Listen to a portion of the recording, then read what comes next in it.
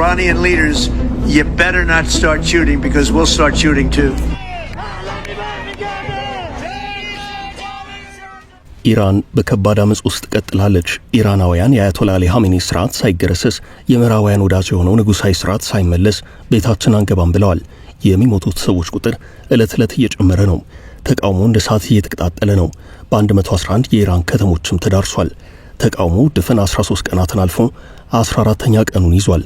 የዚህ ተቃውሞ ዋነኛ ዓላማ ሃይማኖታዊ መሪው አያቶላ አሊ ኻሜኒን መጣልና በኢራን ከሃይማኖት የተለየ የቀድሞውን የንጉሳዊ አስተዳደር መመለስ ነው። የናካሄድ ያዩ ታዛቢዎች ከዚያ ጀርባ የዋሽንግተንና የቴል አቪቭ እጅ ሳይኖርበት አይቀርም በሚል በግልጽ እየተናገሩ ነው። የበላይ አለቃ የሆኑት የኢራን አድራጊ ፈጣሪ አሊ ኻሜኒ ነቅተናል፣ ይህን ቦታ ያዝነው በመቶ ሺዎች የሚቆጠሩ ሰዎች ደም ነውና አርፋችሁ ተቀመጡ ብለዋል። ትራምፕ በአንጻሩ የኢራን ነገር ያበቃለት ነው፣ ስርዓቱ መውደቁንና ከዚህ በኋላ እንደማይተርፍ አረጋግጥላችኋለሁ ብለዋል። በኢራን ምን እየተካሄደ ነው? ምዕራባውያኑ አያቶላ አሊ ኻሜኒን ለምን በዚህ ልክ ጠሏቸው? የኢራን መጨረሻስ ምን መሳይ ሊሆን ይችላል? አብራችሁን ቆዩ። In Iran, defiance reignited. Hundreds of thousands marched across the nation, tearing up flags of the Islamic Republic. ተቃውሞ የበረታባቸው የኢራን የበላይ መሪ አያቶላ አሊ ኻሜኒ መግለጫ እንዲሰጡ ተገደዋል። ኢራን የመንግስት ቴሌቪዥን ጣቢያዎች ሰልፉ እንዳበቃና ባዶ የሆኑ ከተሞችን ቢያሳዩም አመጹ እንደቀጠለ መሆኑን የታወቀው። እንደውም አመጹ ወደ 111 ከተሞች ተስፋፍቷል። የበላይ ጠባቂ የሆኑት አሊ ኻሜኒ በሰጡት መግለጫ የጸረ መንግስት ተቃዋሚዎችን ለትራምፕ ነው እየሰሩ ያሉት፣ ችግር ፈጣሪዎች ናቸው፣ ጨክኑባቸው ብለዋል። ኢራን ይህን አመጽ እየመራች ያለችው አሜሪካ ናት፣ አዛዥ የሆኑት ደግሞ ትራምፕ ናቸው ባይ ናት። አሊ ኻሜኒም ይህን በመግለጫቸው አንስተዋል። ኢራን ለተመድ የጸጥታው ምክር ቤት በላከችው ልብ አድርጉልኝ የሚል ደብዳቤዋ አመጽን በመገፋፋትና ሰፊ የሆነ ውድመት እንዲደርስ ተቃዋሚዎችን በመጠቀም አሜሪካ ወንጀል እየሰራችብኝ ነው ብላለች። ትራምፕ በበኩላቸው ኢራን ከባድ ችግር ውስጥ ገብታለች፣ የዚህ ስርዓት መጨረሻ ቀርቧል ብለዋል። I just hope, just God bless them. I just hope the protesters in Iran are going to be safe. በኢኮኖሚ ቀውስ ምክንያት ተቀስቅሶ ሰፊ የኢራንን ክፍል ያዳረሰው ተቃውሞ 14ኛ ቀኑን የያዘ ሲሆን የእስላሚክ ሪፐብሊክ አገዛዝ አብቅቶ ንጉሳዊ ስርዓት እንዲመለስ አመፀኞቹ ጠይቀዋል። በተቃውሞ ቢያንስ 48 ተቃዋሚዎችና 14 የጸጥታ ኃይላት ተገድለዋል። በአገሪቱ የኢንተርኔት አገልግሎት የተቋረጠ ሲሆን በቴሌቪዥን ቀርቦ መልእክት ያስተላለፉት አያቶላ አሊ ኻሜኒ አሻፈረኝ ባዮችን አርፋችሁ ተቀመጡ ብለዋቸዋል። የእስላሚክ ሪፐብሊክ ወደ ስልጣን የመጣው በበርካታ መቶ ሺዎች ደም መሆኑን ሁሉም ሊያውቀው ይገባል። እናም ሪፐብሊኩ ይህን በሚክዱ ሰዎች ፊት አይወድቅም ብለዋል።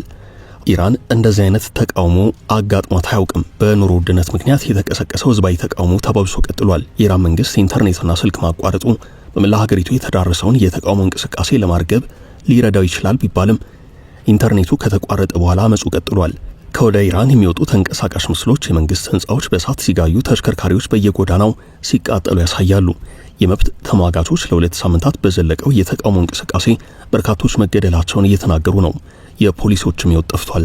በአገሪቱ ቴሌቪዥን ብቅ ያሉት ሃይማኖታዊ መሪ አያቶላ አሊ ኻሜኒ የተቃውሞ ሰልፈኞቹን ለአሜሪካ ለሚሰሩ የተቃውሞ ቡድኖች የቆሙ ናቸው ብለው የወቀሱ ሲሆን እነርሱን በሞት ሳይቀጡ ወደ ኋላ እንደማይሉ ዝተዋል። አሊ ኻሜኒና ምዕራባውያን አይንና ናጫ ናቸው። በእድገት የገፉት አሊ ኻሜኒ ለምዕራባውያን እጅግ አደገኛ የሚባሉ ሰው ናቸው። ሊገድሏቸው እስከ መወሰን ደርሰው ውሳኔያቸውን ቀልብሰዋል። በቅርቡ እስራኤል ጥቃት በኢራን ላይ ስትፈጽም እርሳቸውን ለመግደል አቅዳ ነበረም። የአሜሪካው ፕሬዝዳንት ዶናልድ ትራምፕ እንዳሉት ከሆነ እስራኤል የኢራንን ጠቅላይ መሪ አያቶላ አሊ ኻሜኒን ለመግደል የነበራትን እቅድ ጥሩ ሐሳብ አይደለም ብለው ውድቅ እንዳደረጉት ተናግረዋል። አሁን ግን ራሳቸው ትራምፕ አያቶላህ አብቅቶላቸዋል እያሉ ነው። አሊ ኻሜኒ ሃይማኖቱን ፖለቲካውን ቀላቅለው የሚመሩ የኢራን የመጨረሻ ውሳኔ አሳላፊ ሰው ናቸው። ኢራን የምትመራው በእርሳቸው ትዕዛዝ ነው። በሸሪዓው ህግ መሰረት ኻሜኒ ከ1979 የኢራን አብዮት በኋላ ሁለተኛው የሀገሪቱ የበላይ መሪ ሲሆኑ ከ1989 ጀምሮ ደግሞ በበላይነት የመሪነት ስፍራውን ተቆናጠዋል። ወጣት ኢራናውያን ያለ እርሳቸው አመራር ህይወትን አያውቋትም። ኻሜኒ ሽኩቻ በበዛበት የኃይል ማዕከል ተቀምጠው ረጅም ጊዜ መምራት የቻሉ ሲሆን አሁን ግን የውድቀታቸው ዋዜማ ላይ ይገኛሉ ይባላል። ማንኛውም የህዝብ ፖሊሲ ጉዳይ ውድቅ ማድረግ እንዲሁም መሾምና የመሻር ስልጣን አላቸው። የኢራን እስላማዊ አብዮታዊ ዘብ ጓድን የሚያጠቃልል ጦር ኃይል ዋና አዛዥና የሀገሪቱ መሪ እንደመሆናቸው ስልጣናቸው ቀላል አይደለም። በፈረንጆቹ በ1939 በኢራን ሁለተኛው ትልቅ ከተማ ማሸድ ተወልደዋል። በሃይማኖተኛ ቤተሰብ ውስጥ ከተወለዱት 8 ልጆች መካከል ሁለተኛው ልጅ የሆኑት የኻሜኒ አባት በኢራን ዋነኛ እስልምና ቅርንጫፍ የሆነው የሺያ እስልምና በመካከለኛ ደረጃ የነበሩ የሃይማኖት መምህር ነበሩ። ምዕራባውያን በዕድሜ ገፉትን አሊ ሐሚኒን በዚህ ሰዓት ይህን አመጽ ያቀጣጠሉባቸው ልጆቻቸውን ተክተው ሌላ ስርዓት ሊፈጥሩ ይችላሉ በሚል ስጋት ነው የሚሉ አስተያየት ሰጪዎች አሉ። ሐሚኒ ከባለቤታቸው ማንሱሬ ኮጃስቴህ ባቄርዛዴህ 4 ወንዶችና 2 ሴት ልጆችን በጥቅሉ 6 ልጆችን አፍርተዋል። የሐሚኒ ቤተሰብ በአደባባይም ሆነ በብዙሃን መገናኛዎች እምብዛም አይታይም። ስለዚህ ስለ ልጆቻቸውም ሆነ የግል ህይወታቸው ብዙ መረጃ የለም። ከአራቱ ልጆቻቸው መካከል ሁለተኛው ሞጅታባ በይበልጥ የሚታወቀው በአባቱ ዙሪያ ባሉ ባለስልጣናት ላይ ባለው ጉልህ ተጽዕኖ ነው። ይህ ልጅ ቀጣይ የኢራን መሪ ሊሆን ይችላል የሚል ሰፊ ግምት አለ። ሞጅታባ የሁለተኛ ደረጃ ትምህርቱን የተከታተለው በተለምዶ የእስላማዊ ሪፐብሊክ ከፍተኛ ባለስልጣናት ልጆች በሚማሩበትና በቴህራን በሚገኘው በአላቪ ሁለተኛ ደረጃ ትምህርት ቤት ነው። ምንም እንኳን በብዙሃን መገናኛዎች ትኩረት ባያገኝም በፈረንጆቹ 2000ዎች አጋማሽ ላይ ሞጅታባ በፖለቲካው መስክ ያለው ተጽዕኖ ይበልጥ ግልጽ ሆኖ ነበረም። በ2004 በተካሄደው አጨቃጫቂ ፕሬዝዳንታዊ ምርጫ ትኩረት አግኝቶ ነበረም። ለዚህም ምክንያቱ ታዋቂው ፕሬዝዳንታዊ እጩ መህዲ ካሩቢ ለአያቶላ አሊ ሐሚኒ በጻፉት ደብዳቤ ማህሙድ አህመዲን ነጃድ ለመደገፍ ከመጋረጃው ጀርባ ጣልቃ ገብቷል በሚል ክስ ስለቀረበበት ነው። በፈረንጆቹ ከ2010 ጀምሮ በእስላማዊ ሪፐብሊክ ውስጥ ካሉት በጣም ሀያላን ግለሰቦች መካከል አንዱ ተደርጎ ይቆጠር ነበርም። ዘገባዎች እንደሚያሳዩት የሐሚኒ ተተኪ ለመሆን ተመራጭ መሆኑ ሲነገር ቆይቷል። አሊ ሐሚኒ ንጉስ ባለመሆናቸው ዙፋናቸውን ለልጃቸው በቀላሉ ማስተላለፍ አይችሉም።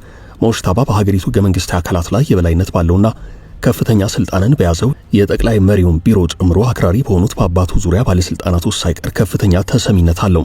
አሁን አሊ ሐሚኒ ታግለው ይህን ስርዓታቸውን አስቀጥለው ለልጆቻቸው ለማስተላለፍ እየታገሉ ነው። አመጹ ሲበረታባቸው ባወጡት መግለጫቸው ኢራን ለአጥፊ አካላት መልስ ለመስጠት አትታቀብም እንገድላለን ብለዋል። ኢራን የመንግስታቱ ድርጅት አምባሳደር አሜሪካ በኢራን የውስጥ ጉዳይ በመዛት በማነሳሳትና ሆነ ብላ ለመረጋጋትና ግጭትም በማበረታታት ጣልቃ እየገባች ነው ሲሉ ለተመድ ባስገቡት ደብዳቤ ወቅሰዋል።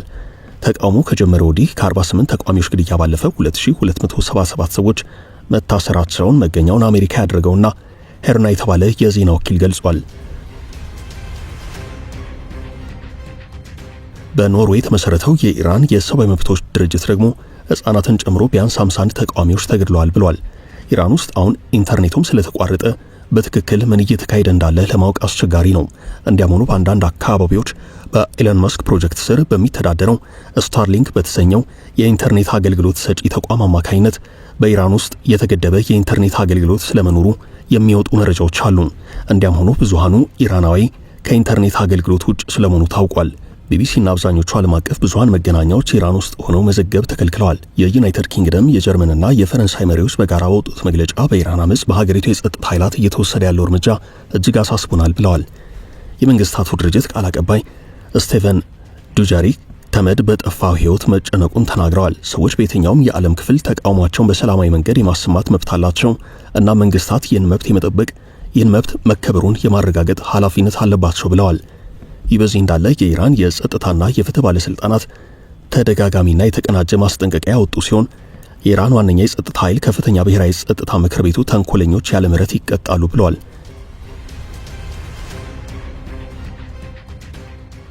የሀገሪቱ የውስጥ የጸጥታ አስከባሪዎች በትጥቅ አመጽና ሰላምና ደህንነትን በመረበሽ በተቃዋሚዎች ላይ ወሳኝና አስፈላጊ የህግ እርምጃ ይወሰድባቸዋል ብለዋል። ተቃዋሚዎች በመላ ሀገሪቱ ተቃውሟቸውን እያሰሙ ሲሆን ተቃውሞ እየተደረገባቸው ያሉት ከተሞች ከ100 በላይ ደርሰዋል። ኢራን ከፍተኛ የነዳጅ ሀብት ያላት ሀገር ስትሆን ከአሜሪካ ጋር በገባችበት ጠብ ምክንያት መሸጥ አትችልም። የነዳጅ ሀብቷ ማዕቀብ ተጥሎበታል። በዚህም ከፍተኛ የዳላር እጥረት ያለባት በመሆኑ የአንድ የአሜሪካ ዶላር በ100 ሺህ በሚቆጠር የኢራን ሪያል ይመነዘራል። አሜሪካ ረጅም ማዕቀቦችን በኢራን ላይ ስትጥል የኖረችው ይህ ቀን እንዲመጣ ነው። አሜሪካ ጠላት የምትላቸው መንግስታት የምትቀጣበት አንደኛው የውስጥ አመጽ በማቀጣጠል እንደሆነ ይታወቃል። ነገር ግን ብዙ ጊዜ አመጽ እንዲቀሰቀስ ማዕቀቦችን በመጣል ብቻ ልትወሰን ትችላለች። የኢራንን ግን ነካክታ የምትተው አይመስልም። በዛ ላይ የእስራኤልን ፍላጎት አለ። በዛ ላይ ኢራን ገና በስፋት ጥቅም ላይ መዋል የሚችል የነዳጅ ሀብት አላት።